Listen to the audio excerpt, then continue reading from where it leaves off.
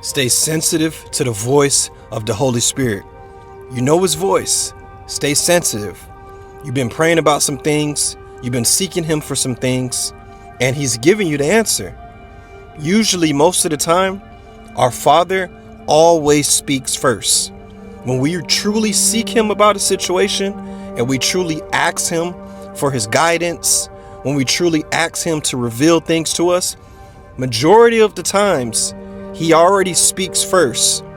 But what happens is, after he speaks, we push that to the side and we start to seek out other voices. We start to now hear other voices.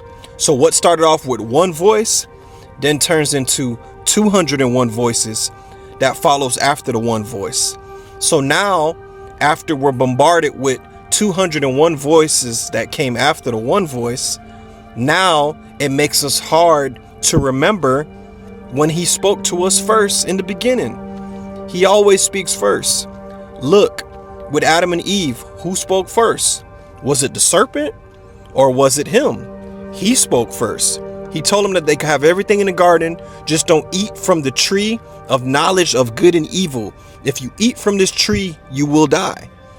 They heard that voice. They knew what they heard. After that, the serpent comes and tells them, did he say, if you eat of this tree, you'll die? You won't die. He just doesn't want you to be like him. Eve knew what she heard. She knew what she heard the first voice. But then, just hearing that second voice, it sounding good, she then ended up giving into that. So sometimes, some of the stuff that you're seeking for, some of the answers that you've been looking for, when you've been praying about a situation, you've been praying about a big move, you've been seeking him for some major things. And I'm here to tell you, more than likely, he's already spoken and gave you the answer to what it is you've been asking him about. Now it's buried and it's covered up with so much other voices that came after that.